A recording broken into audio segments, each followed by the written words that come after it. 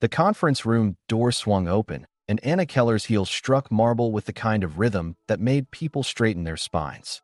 Her crimson suit cut through a sea of charcoal and navy like a warning flare. The quarterly board meeting was set to begin in 8 minutes, and she had exactly 7 problems to solve before the first slide went up. Her assistant, Marcus, slid a porcelain cup onto the table, steam rising in delicate spirals, the company logo gleaming on white ceramic.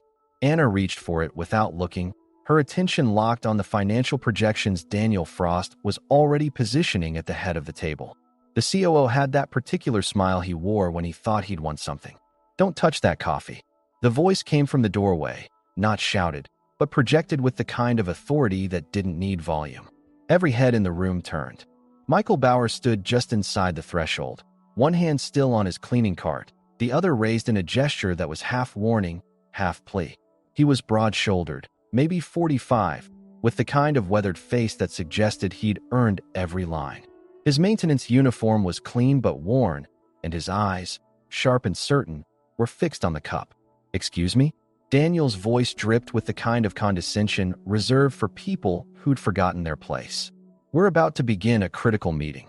If there's a spill that needs attention, it can wait." Michael didn't move. "It's not a spill.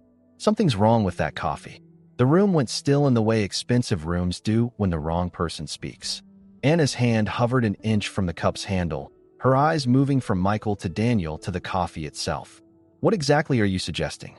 Her tone was measured, the kind of calm that preceded either understanding or security being called. Michael took 2 steps into the room, and someone behind him actually gasped at the audacity. "I was a chemical safety officer in the Army for 6 years before I came here. Worked hazmat disposal for 3 more after that. That coffee has a smell it shouldn't have, something sweet underneath the roast, almost like antifreeze, but not quite. I could be wrong, and if I am, I'll walk out of here and turn in my badge myself. But if I'm right, that cup will kill you before the meeting's over." Daniel stood slowly, his chair making no sound on the carpet. "This is absurd. We have protocols, we have security, we have a vote happening in less than 10 minutes that will determine the future of this company. And you want us to believe that someone poisoned the CEO's coffee?" He turned to the room, hands open in a gesture of reasonable disbelief. "This man cleans bathrooms for a living." Michael's jaw tightened, but his voice stayed level. "I also hold 2 chemistry degrees I couldn't afford to finish, which is why I clean bathrooms for a living. And yes, that's exactly what I'm saying." Anna made her decision in the space between heartbeats. "Test it." The command cut through the room like a blade. Daniel's face flickered with something that might have been annoyance or might have been something else entirely. "Anna, this is a waste of critical time." She picked up her phone without looking at him. "Get a field testing kit up here. Chemical analysis. Now." And pull the security footage from the break room for the last hour. 2 board members exchanged glances. A third pulled out his phone. Michael stayed exactly where he was, not triumphant, not afraid, just waiting. The testing kit arrived in 4 minutes, carried by a facilities manager who looked like he'd run up 6 flights of stairs. Michael stepped forward, and several people actually leaned back in their chairs. "May I?" Anna gestured toward the cup. Michael pulled a test strip from the kit, dipped it into the coffee, and held it up to the light. The room watched chemistry happen in real time.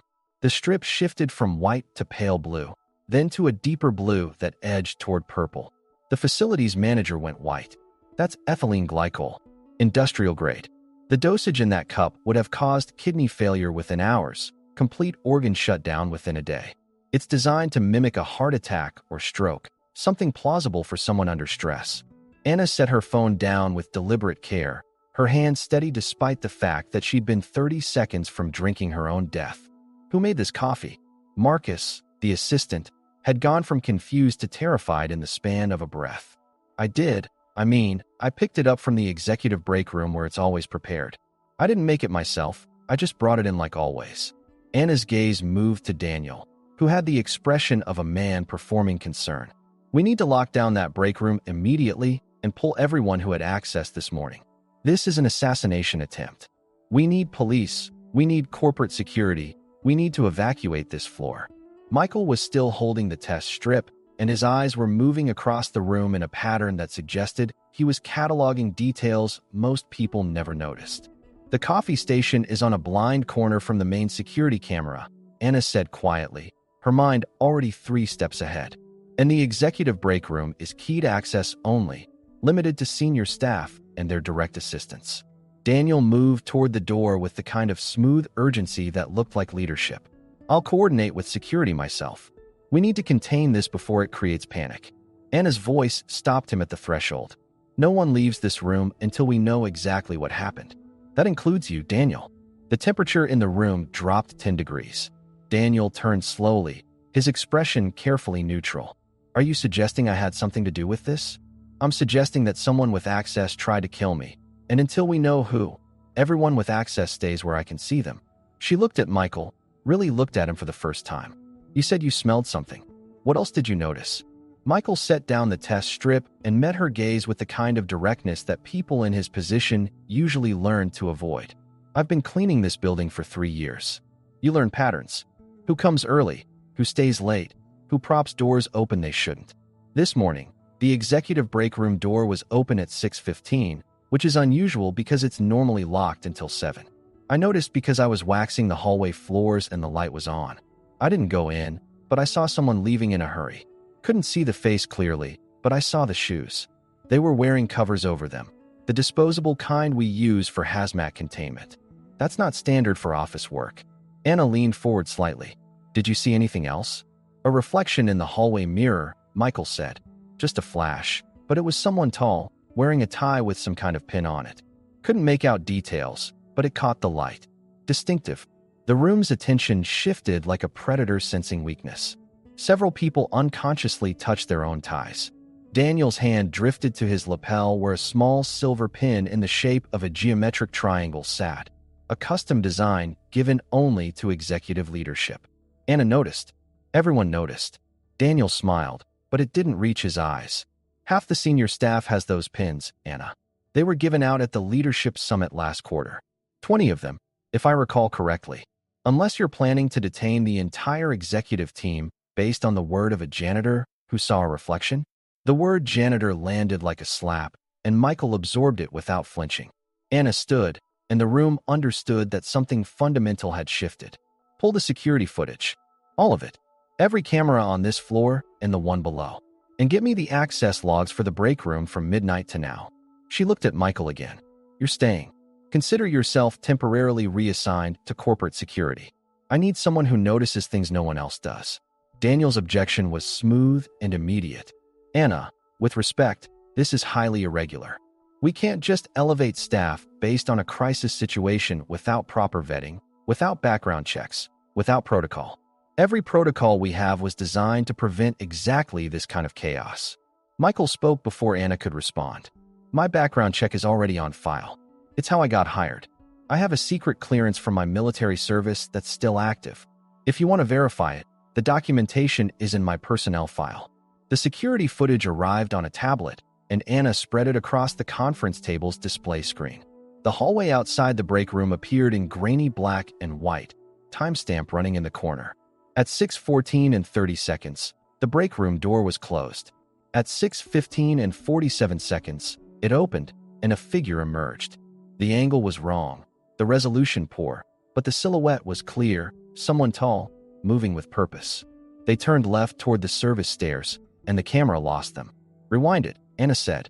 Slow motion. The tech operator complied, and frame by frame, they watched the door open. In one frame, just before the figure fully emerged, there was a flash of light reflecting off something metallic at chest height. Zoom in on that, Michael said, leaning over the table. The image pixelated as it expanded, but the shape was there, a small pin catching the overhead light. It was triangular. Daniel's voice had lost some of its smooth confidence. That could be anything. A reflection, a trick of the light. You're building a case on shadows and paranoia. Anna ignored him. Give me the list of everyone who has those pins and cross-reference it with break room access times. And check the service stairs, all cameras. Someone left through there. The tech operator's fingers flew across the tablet. The service stairwell is a blind spot on camera coverage by design. Fire code requires the stairwell to be clear of electronic equipment. But we have badge readers at every floor entrance. Pulling access logs now. The screen filled with timestamps and names. At 6:16 and 12 seconds, a badge was swiped to exit the stairwell at the ground floor. The name attached to the badge was Trevor Hastings, Junior Associate in Strategic Planning, Daniel Frost's department. Anna's gaze could have cut glass. Bring him up here. Now. And Daniel, you're staying exactly where you are. Daniel's mask finally cracked, just slightly, a tightness around his eyes that suggested calculations being revised in real time. This is a witch hunt, Anna. You're letting fear drive decisions that should be made with clear heads. Trevor is a good employee, ambitious, eager to prove himself. If his badge was used, it could have been stolen, cloned, borrowed under false pretenses. We need to handle this properly, through legal channels, not through some improvised interrogation. Michael had moved to the window, watching the parking lot below where security teams were starting to gather. If his badge was stolen, he'll want to help us figure out how. If it wasn't, he'll have about 5 minutes to decide whether he wants to talk before lawyers turn this into a 10-year legal battle. The door opened and 2 security officers entered, escorting a young man who looked like he'd been pulled out of a spreadsheet. Trevor Hastings was maybe 28, lean and anxious, with the kind of eager hunger in his eyes that junior executives wore like cologne. He looked confused until he saw the room full of senior leadership, and then the confusion crystallized into fear. What's going on? I was told it was urgent. Anna gestured to a chair. Sit down, Trevor. He sat, hands gripping his knees. Trevor, where were you this morning between 6 and 7? His eyes darted to Daniel, then back to Anna. I was at the gym. I always go early before work. The 24-hour place on 5th Street. Why? Can anyone verify that? He hesitated. I mean, there were other people there, but I don't know them. I just work out and leave. Why are you asking me this? Anna placed the tablet in front of him, the access log visible. Your badge was used to exit the service stairwell at 6:16 this morning. Trevor stared at the screen like it was written in a language he didn't speak. That's impossible. I lost my badge 2 days ago. I reported it to security, filed the paperwork. They were supposed to issue me a new one. I've been using the temp badge clipped to my laptop bag. He pulled a white plastic card from his pocket, the word temporary stamped across it in red. Michael stepped closer. You lost your badge 2 days ago. Did you notice anything unusual before that? Anyone asking to borrow it? Anytime you couldn't find it before you realized it was gone? Trevor's face went through several calculations before settling on honesty. I left it in my desk drawer overnight 3 days ago. I always take it home, but I was rushing to a dinner and forgot. The next morning it was still there, but the drawer had been opened. I thought maybe cleaning staff had moved things around. No offense, he added quickly, glancing at Michael. Michael's expression didn't change. None taken. Did you report the drawer being disturbed? Trevor shook his head. I didn't think it was a big deal. Nothing was missing except my badge, and I just thought I'd misplaced it somewhere else. I reported the badge missing because I couldn't find it anywhere. Anna turned to the tech operator. Pull badge activity for Trevor's ID for the past 4 days. Every swipe, every door, every timestamp. The screen filled with data, a log of movement through the building that painted a picture of Trevor's daily routine. Coffee at 7:10, office at 7:20, lunch at 12:30, gym at 6. Almost perfect consistency. Then, 2 days ago, the pattern broke. At 11:47 p.m., Trevor's badge swiped into the executive level. At midnight 03, it accessed the break room. At 12:18, it exited through the service stairs. Trevor went pale. I was home asleep at midnight. I live in Brooklyn, my roommate can confirm it. That wasn't me. Daniel's voice cut in, smoother now, finding his footing. Then someone clearly stole Trevor's badge to frame him. This is exactly why we need proper investigation, not this kangaroo court. Trevor is obviously innocent, and whoever did this is still out there. Anna's response was ice, which means someone with access to Trevor's desk, someone who knew his routines well enough to time the theft, someone who had the knowledge to obtain and use ethylene glycol without being detected. Michael, how hard is it to get industrial ethylene glycol? Michael didn't hesitate. Harder than most people think. It's regulated, tracked, requires paperwork even for legitimate industrial use. But this building has a mechanical engineering lab in the basement for R&D purposes. They'd have it for testing coolant systems and material stress analysis. Access to that lab is restricted. The tech operator was already typing, pulling lab access logs. The screen refreshed. In the past week, 5 people had accessed the chemical storage room in the engineering lab. 4 were research technicians with legitimate projects documented in the system. The 5th was an administrative access, logged under a master key. The user ID attached to that master key belonged to Daniel Frost's office. The room went silent in a way that felt like a held breath. Daniel stood slowly, his composure back in place. Administrative keys are used by multiple people in my office for facility management purposes. My assistant, my deputy, even visiting executives. That log proves nothing except that someone with access to my office entered the lab. Anna's voice was very quiet. Who in your office had access to that key yesterday? Daniel's smile was thin. You're trying to build a conspiracy out of coincidence and circumstantial evidence, Anna. This is beneath you. If you want to investigate, do it properly. Bring in external auditors, federal investigators, people who aren't emotionally compromised by nearly being poisoned. I'll cooperate fully, as I always have. But this is a rush to judgment that will destroy this company's credibility when it needs strength. Michael spoke up from his position by the window. Why did you move the board meeting up by 2 hours this morning? The question landed like a stone in still water. Daniel turned to him, and for the first time, there was something cold in his gaze. What are you talking about? Michael reached into his cart and pulled out a printed memo. This was posted in the janitorial office this morning at 5 a.m. It's a facilities alert that the executive conference room would need early cleaning because the board meeting was moved from 11 a.m. to 9 a.m. That's unusual enough that I read it twice. The original meeting time has been scheduled for 6 weeks. Why change it this morning? Daniel's jaw tightened. We moved it to accommodate board members who had scheduling conflicts. It's a routine adjustment. Anna picked up her phone and pulled up her calendar. I received no notification of a time change. She looked around the room. Did anyone else? 7 heads shook. 2 people pulled out phones and checked, then shook their heads as well. The meeting time in my calendar still says 11 a.m. One of the board members said slowly. I came early because I always do, but I never got an update. Michael set the memo on the table. This directive came from your office, Daniel. It's marked with your assistant's digital signature. If the meeting time wasn't officially changed, why was facilities told it was? Daniel's pause was barely noticeable, but in that room, with those eyes, it might as well have been a confession. Someone in my office made an error. These things happen in large organizations. Miscommunication crossed wires. Michael's voice stayed level. Or someone wanted Anna to drink that coffee 2 hours earlier than anyone expected her to, before the meeting really started, when fewer people would be around to notice symptoms until it was too late. A heart attack or stroke in a private moment. Tragic, but believable for a CEO under stress. Except I came to clean early because of that same memo, and I noticed the smell. Anna stood and walked to where Daniel was standing. For 3 years, you've been positioning yourself for my job. 3 years of careful politics, building board support, making yourself indispensable.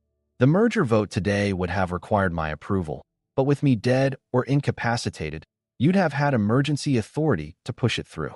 A merger that would have made you very wealthy through your shell company holdings that you think I don't know about. Daniel's face remained impassive. You're making serious accusations without evidence. I've dedicated my career to this company. Anna smiled without humor. The company you tried to kill me to control. Security, take him into custody. Daniel didn't move toward the door. Instead, he reached into his jacket with careful deliberation. Every security officer in the room went tense, hands moving toward weapons. Daniel pulled out a phone, held it up so everyone could see, and pressed a button. Nothing happened. No explosion, no alarm. Just Daniel holding a phone with a countdown timer on the screen. 23 minutes and 17 seconds, ticking down. He set the phone on the table gently. I didn't want it to come to this, Anna. I genuinely didn't. But you've left me no choice. That timer is connected to a dead man's switch. If I don't enter a code every 30 minutes, a very detailed file gets sent to every major media outlet, every regulatory agency, and every law enforcement body in the country. A file documenting your insider trading, your bribery of foreign officials, your systematic destruction of competitors through industrial espionage. All carefully constructed over the past 2 years. All completely believable. All impossible to disprove before it destroys you and this company. Anna's face showed nothing, but Michael saw her hand curl into a fist at her side. You fabricated evidence. Daniel shook his head. I created reality, Anna. In the world we live in, perception is reality. The stock price won't wait for truth. Investors won't wait for exoneration. By the time you prove those documents are false, if you ever can, this company will be ash. But it doesn't have to be that way. You step down, announce retirement for health reasons, endorse me as your successor, and that file never sees daylight. You live, the company survives, everyone wins. Michael watched Daniel's eyes as he spoke, saw the certainty there, the belief that he'd covered every angle. How many copies of that file are there? Daniel glanced at him with something like pity. Enough that you can't stop them all. Multiple servers, multiple countries, multiple triggers. Even if you grabbed me right now, even if you tried to force the code out of me, you'd never find them all in time. This is over, Anna. You just haven't accepted it yet. Anna looked at Michael, and something passed between them, a question asked and answered without words. Michael gave the smallest nod. Anna turned back to Daniel. Show me the file. If I'm going to step down over it, I want to see what you've built. Daniel hesitated, then picked up the phone and pulled up a document preview. Enough to show it was real, detailed, damning. Anna read in silence for 30 seconds, then looked up. It's good work, Daniel. Almost believable. The accounting irregularities are especially creative. You must have spent months building this. Daniel's smile was genuine for the first time. I did. Because I knew that if I came after you, I'd only get one shot. This isn't personal, Anna. It's just business. Anna nodded slowly. Michael, what do you think? Michael was staring at the phone on the table, at the timer counting down. 21 minutes now. I think that if someone builds a trap this elaborate, they're counting on panic. They're counting on people making emotional decisions instead of logical ones. They're counting on the threat being so big that no one stops to test if it's real. Daniel's expression flickered. It is real. Every word in those files, every transaction, every email. All backed up, all ready to deploy. Michael picked up the phone, and Daniel tensed. I believe you, Michael said. I believe the files exist, and that they're convincing. But I also spent 6 years dismantling IEDs in Iraq. And you know what the first rule was? Always assume the trigger mechanism is simpler than it looks, because complicated fails more often than simple. He studied the phone screen, then looked at Daniel. This timer is connected to an app. The app is connected to a network. The network has to have a receiving end. Where are the servers? Daniel's smile never wavered. Even if I told you, you couldn't reach them in time. They're distributed, encrypted, autonomous. Cut one and the others trigger automatically. It's called redundancy, and it's how you build systems that can't fail. Michael handed the phone to Anna. He's lying about at least part of that. Anna raised an eyebrow. How do you know? Because truly autonomous systems don't need a dead man switch. If they're already programmed to trigger, they'll trigger. A dead man switch is for systems that need manual override, which means there's a central point of control. He's holding a remote trigger, which means the system isn't actually autonomous. It's dependent on his input, which means it can be stopped if we find the control point. Daniel's composure cracked, just slightly. You think you're clever, but you're just delaying the inevitable. Even if you're right, even if there is a central server, you'll never find it. I've had 2 years to prepare this. You have 20 minutes. Anna looked at the tech operator. Can you trace the app's network connection? The operator shook his head. It's running through multiple VPN layers, probably routing through different countries. I'd need hours to trace it properly, maybe days. Michael moved to his cleaning cart and pulled out a laptop that looked distinctly out of place among the mops and spray bottles. During his 10-minute break, he'd run a network scan of the building out of habit, the kind of background security check his military training had made automatic. May I? Anna gestured for him to continue. Michael opened the laptop and pulled up a network map. Every device in this building that connects to Wi-Fi shows up here. It's a maintenance tool we use to make sure cleaning equipment doesn't interfere with company systems. 3 days ago, a new device appeared on the executive floor network, something that wasn't there before. It's been transmitting small data packets every 30 minutes since then. He zoomed in on the network map. The device was labeled as a smart thermostat, innocuous and easily overlooked. But according to this, that thermostat is pulling 100 times more power than it should and communicating with external servers constantly. That's not climate control, that's a network relay. Anna leaned over his shoulder. Where is it physically?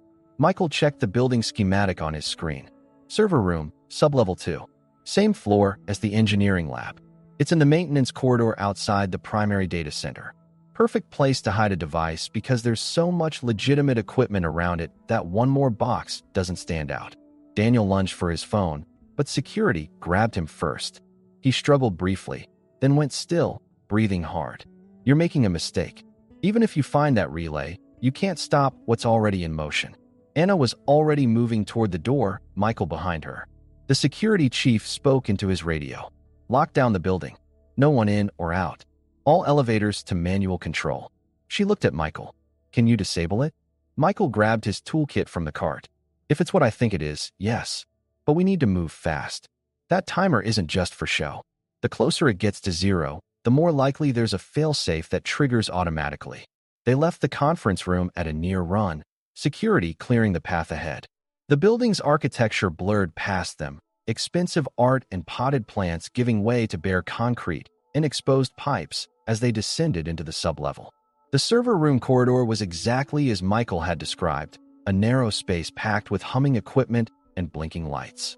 He moved with the confidence of someone who'd spent 3 years learning every inch of the building's infrastructure. There, on a rack between 2 legitimate network switches, sat a black box roughly the size of a hardback book, LED indicators pulsing in a pattern that suggested active transmission. Michael pulled a screwdriver from his kit and popped the casing. Inside was a tangle of wires, a battery backup, a cellular modem, and a microcomputer running code on a small screen. This is it. The relay point. Everything runs through here. Anna watched over his shoulder, the phone timer in her hand counting down. 16 minutes. Can you stop it?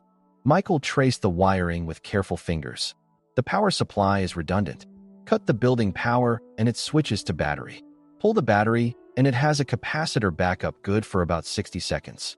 But that's not the real problem. The real problem is that if I just yank it out, there's probably a tamper switch that triggers the release immediately. He looked closer at the circuit board. There, a small mercury switch mounted under the main processor. If the device tilts more than 15 degrees or loses power unexpectedly, the mercury makes contact and sends the trigger signal. Anna's voice stayed level despite the countdown. So what's the solution? Michael pulled out a set of wire strippers and a small voltage meter. I need to simulate normal operation while I disconnect it. Make the device think everything is fine while I'm actually cutting it out of the network. It's going to take time. Anna glanced at the phone. Time we don't have. Michael began working, hands steady, voice calm. Then you better hope I'm fast. He stripped 2 wires and connected them to the voltage meter, watching the readout. The device is sending a heartbeat signal to an external server every 90 seconds. As long as that signal continues, the server assumes everything is normal. If the signal stops, or if it receives the trigger command from Daniel's phone, it releases the files. I need to record that heartbeat and replay it in a loop while I physically remove the device. He pulled out his laptop, connected it to the relay with a thin cable, and started typing. The screen filled with code, packets of data flowing between the relay and whatever server Daniel had set up. Come on, show me your pattern. Anna crouched beside him. What are you looking for? The authentication handshake. Every 90 seconds this device sends a coded ping to prove it's still active. That code is probably randomized to prevent exactly what I'm trying to do, but even random patterns have structure. I just need to figure out what algorithm it's using. 14 minutes. Michael's fingers moved faster. There. It's using a time-based token generator, same kind of system banks use for 2-factor authentication. That means it's predictable if I know the seed value. Anna watched code scroll across the screen at speeds she couldn't follow. Where do you learn this? Michael didn't look up from his work. When you can't afford college but you're good with systems, you learn from whoever will teach you. In my case, that was military intelligence and a lot of very patient people who saw potential instead of credentials. Got it. The seed value is hard-coded in the device's firmware. Sloppy, but Daniel probably didn't expect anyone to get this far. He typed a final command, and the laptop began generating predictions of the next authentication codes. Now for the hard part. He pulled out a second device from his toolkit, something that looked homemade, wires and circuits soldered onto a small board. This is a network loop. It'll intercept the heartbeat signal and replay it continuously. As far as the external server knows, the relay is still functioning normally. He connected the loop between the relay and the building's network, waited for 3 heartbeats to confirm it was working, then very carefully began disconnecting the relay's wires one at a time. The mercury switch gleamed under the LED light, poised to betray any wrong movement. Anna held her breath as Michael worked, each wire separated and tagged, each connection verified before the next was touched. 11 minutes. Sweat beaded on Michael's forehead, but his hands never trembled. One wrong move, and they'd trigger the very release they were trying to prevent. The last wire came free. The relay was now completely isolated, still powered by its internal battery, but no longer connected to anything. Michael set it down flat on the floor, careful not to tilt it. Now for the actual trigger. He opened a different panel on the device and exposed a small chip. This is the memory where the files are staged before release. If I can corrupt this data, even if Daniel triggers the release, there won't be anything to send. But I can't just delete it because that will trigger the failsafe. I have to make it look like the data is still there while actually destroying it. Anna knelt beside him. How? Michael pulled out a USB device. Firmware exploit. I'm going to flash the chip with corrupted firmware that reports correct file sizes and checksums, but actually contains garbage data. It'll pass all internal checks, but when it tries to transmit, nothing coherent will reach the other end. 9 minutes. He plugged in the USB and launched the exploit. A progress bar crept across the laptop screen with agonizing slowness. Come on, come on. Footsteps echoed in the corridor, and security appeared with Daniel in handcuffs. He saw what Michael was doing, and something like panic crossed his face. You don't understand what you're doing. That system has layers you haven't even seen. Stop now before you make everything worse. Michael didn't look up. The only thing getting worse is your situation. Anna stood and faced Daniel. It's over. Your relay is disconnected, your files are being corrupted, and every piece of evidence we need is in this device. You tried to poison me, frame me, and blackmail me. The only question left is how many charges the prosecutors will stack. Daniel's laugh was bitter. You think this ends with me in handcuffs? You think I built this alone? There are people in this company, in this industry, who want you gone as much as I do. This was never just about me replacing you. It was about stopping you from derailing a merger that a lot of very powerful people have invested in. You're fighting an avalanche, Anna. You just don't know it yet. The laptop chimed. Firmware flash complete. Michael pulled the USB device and powered down the relay. It's done. The files are garbage, the relay is dead, and your dead man's switch just became a paperweight. He stood and faced Daniel. But he's right about one thing. This is bigger than him. Anna took that in, processed it, decided. Then we dig until we find everyone involved. And we start with who in this building helped him. She pulled out her phone and made a call. I need a forensic team and federal investigators. Full audit of executive communications and financial records. And I want Daniel Frost held in isolation until the authorities arrive. No phones, no visitors, no contact with anyone who might warn his accomplices. Daniel's composure finally shattered completely. You're destroying the company over paranoia. The merger was good for everyone, shareholders, employees, the market. All you had to do was see the bigger picture instead of clinging to control. Anna's voice cut like frozen steel. The bigger picture didn't require poisoning me. That was personal, Daniel. And personal means you weren't just following orders. You wanted this. You wanted me dead, not just gone. That tells me everything I need to know about your motives. Security led him away, still protesting, still trying to spin narrative from disaster. When he was gone, Anna turned to Michael. You saved my life twice in one day. Most people don't get that opportunity once. Michael packed his tools back into the kit with methodical care. I just did what needed doing. Anna studied him with an intensity that suggested she was recalculating every assumption she'd made. You have 2 chemistry degrees you couldn't finish, military intelligence training, network security expertise, and you've been cleaning floors in my building for 3 years. Why? Michael met her gaze with quiet dignity. Because this job has health insurance that covers my daughter's medical expenses. She has a condition that requires expensive treatment. I could make more doing tech work, but it would be contract positions without benefits. So I clean floors and keep my skills sharp on my own time. And I don't complain because my daughter gets to grow up healthy. That's why. Anna was silent for a long moment. What's your daughter's name? Lily. She's 9. Loves science and chess and terrible puns. She's the reason I notice things, because when you have someone depending on you, you can't afford to miss details that might matter. The federal investigators arrived within the hour, descended on the building with warrants and equipment and the kind of systematic thoroughness that turns secrets into evidence. Anna gave her statement, turned over the relay device, watched her company become a crime scene. Michael stayed, answered questions, provided technical documentation, explained the network architecture and language investigators could use in court. When it was done, when the building finally emptied and the sun was setting beyond the windows, Anna found Michael in the corridor where the day had started. "You need a better job," she said without preamble. Michael smiled slightly. "I have a job." She shook her head. "You need a job that uses your actual skills instead of wasting them. Chief of Corporate Security, starting Monday.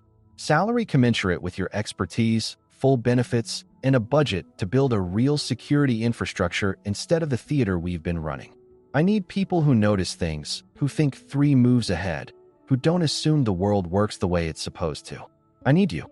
Michael considered that. "I still need to be home by 6 for dinner with Lily." Anna nodded. "Then we work around that. Family comes first.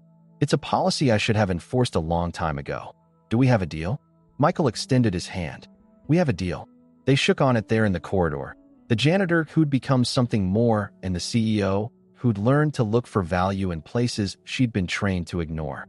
Later that night, Michael went home to Lily, who threw herself into his arms the way she always did, asking about his day in the way 9-year-olds do when they don't really want a detailed answer. And Michael, who dismantled a bomb and saved a life and changed his future all in the span of hours, smiled and told her it had been interesting, which was perhaps the most magnificent understatement of his life. In the weeks that followed, the investigation peeled back layers of corruption that went deeper than anyone had anticipated. Daniel had been the architect, but he'd had accomplices, people who'd invested in his vision of a hostile takeover disguised as natural succession. They fell like dominoes, each one trying to cut deals, each one providing evidence against the others in exchange for leniency they wouldn't receive. The company survived, battered but intact, and Anna restructured it with a ruthlessness that came not from cruelty, but from clarity. She'd been given a second chance at life, and she wasn't going to waste it preserving systems that had nearly killed her.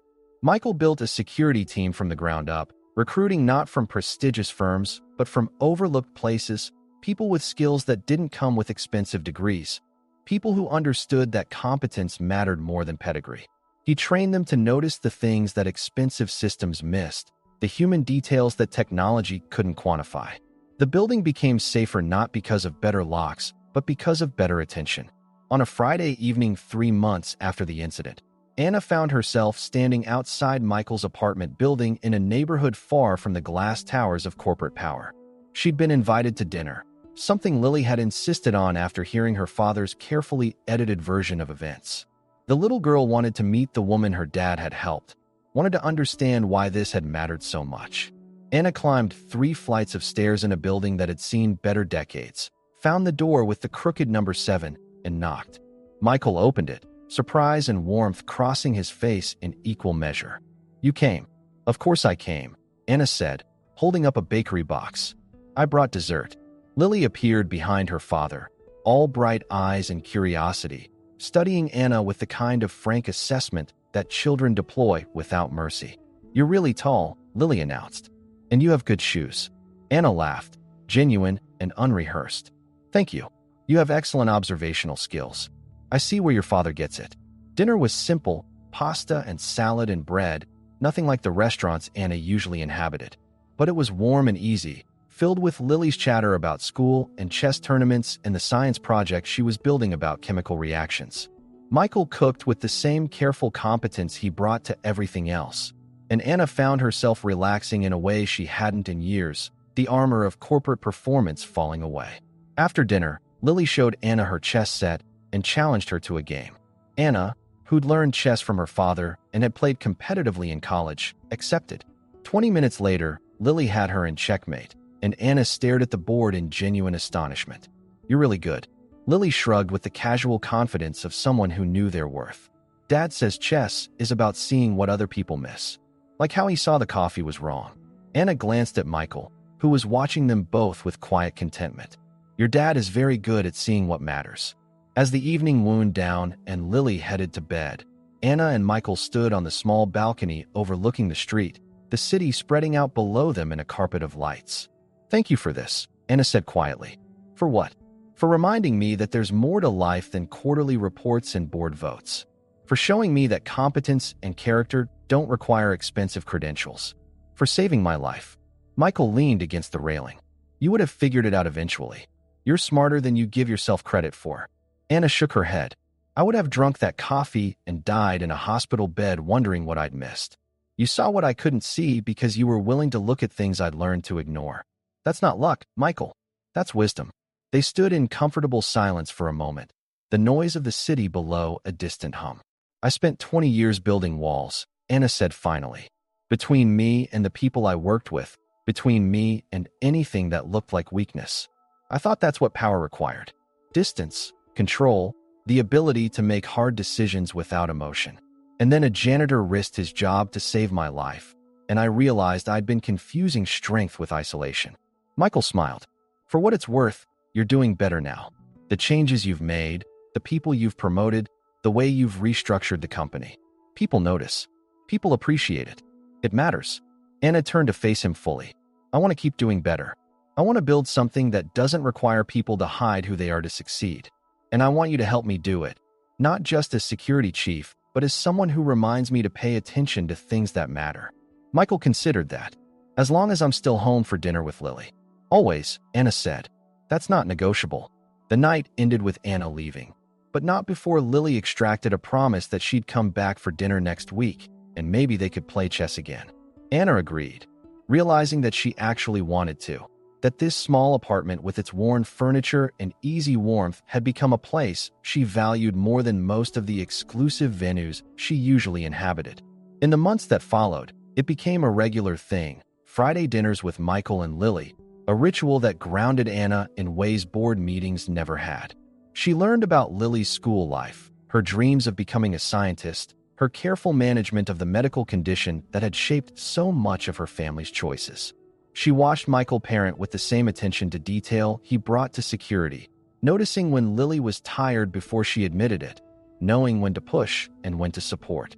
And slowly, carefully, something grew between Anna and Michael that neither of them named but both recognized.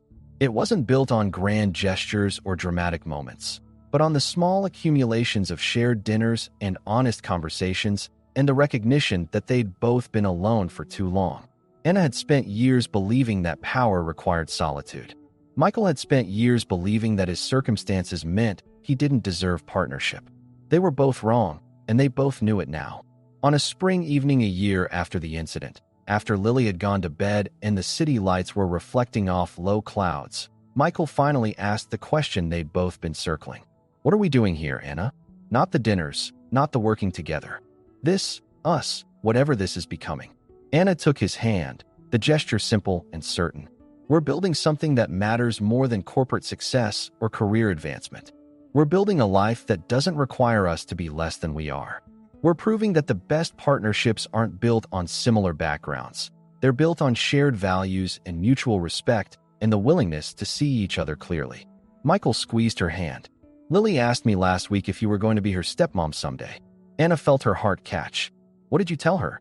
"I told her that some things take time and shouldn't be rushed, but that I hoped so. Because you're the best thing that's happened to us in a long time, and I don't want to let that go." Anna kissed him then, soft and certain, a promise made without words. When they pulled apart, she smiled. "Then let's not let it go. Let's build something that lasts." And they did. The story people told later, in business schools and corporate seminars, was about the janitor who saved the CEO from poisoning, about the dramatic takedown of corporate corruption, about the unlikely hero who changed everything. But that story missed the point entirely. The real story was quieter and more profound. It was about people learning to see each other across artificial divides, about competence being recognized regardless of credentials, about family being built from choice rather than circumstance. It was about a man who refused to stay silent, and a woman who learned to listen, and a little girl who got to grow up knowing that her father was someone who did what mattered when it mattered most. And in the end, that was the only story that truly counted. Not the drama of poisoned coffee or dismantled conspiracies, but the simple revolutionary act of treating each other as fully human, worthy of attention and respect and care. Anna kept leading the company, but she led it differently, with the kind of strength that came from connection rather than isolation. Michael kept noticing things others missed, but now he had the platform to make those observations matter.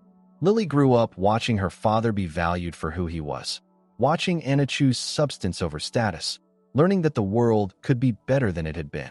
Years later, when people asked Anna about the day that changed everything, she would think about the coffee cup she never drank, about the voice that called out when silence would have been easier, about the man who risked everything because he promised his daughter he wouldn't mistake silence for safety. And she would smile and say simply that she'd learned to pay attention to people she'd been trained to overlook, and that everything good in her life had followed from that one lesson. It wasn't the answer people expected, but it was the truth. And truth, as they both learned, was worth more than any carefully constructed narrative. The city kept turning, the company kept growing, and in a modest apartment that became a home, 3 people built a family from courage and second chances and the revolutionary belief that everyone deserves to be seen. It wasn't a fairy tale. It was better. It was real.